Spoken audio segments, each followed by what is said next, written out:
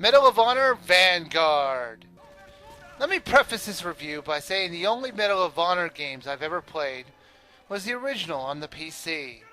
I really enjoyed it, and I don't really know why I never played another until now. But I have to say, I didn't hate playing it on the Wii. It was just a different experience. The drab graphics didn't help the game at all. I don't actually blame the Wii on this one. I think EA just got lazy and made all the levels look the same. The controls were both good and bad. The good that the aiming and firing were great, and I didn't have any problem keeping an aim on the enemies, even if the hit detection was a little iffy at best. The bad is that some idiot in the designing department decided to use the motion controls in the game. This just isn't the type of game to use motion controls. And if you have to put them in, don't screw them up! This is most obvious when you're trying to stand, prone, or ducking. To crawl, you thrust the nunchuck down, and to duck, you do it one more time. You thrust the nunchuck up from the ducking position to crawl, then one more time to the standing position. There are just two problems with this. One, while getting into the action of the game, you can often accidentally move into one of those weird positions. That could seriously slow you down if you don't notice it. Two, here's the major problem. To reload your gun, you have to thrust the nunchuck to the right. And very often the game will read that as a command to get into the ducking position. I gave up on manually reloading it.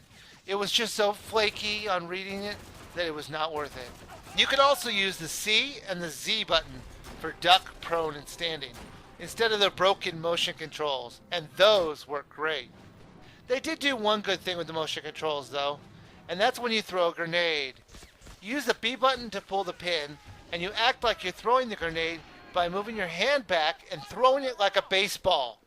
I found that tons of fun, so I would use a grenade all the time. As long as we're on the topic of controls, switching guns on the D-pad was uncomfortable and confusing. The twist of this game is you can parachute into the levels, and you can actually land in different starting positions, although I really didn't notice any difference in where you landed.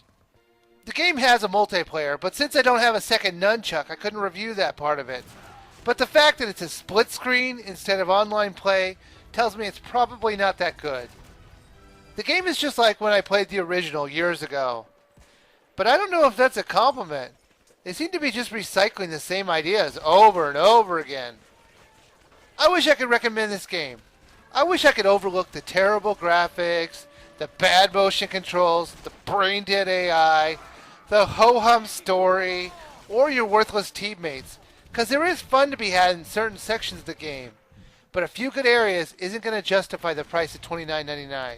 You should skip it.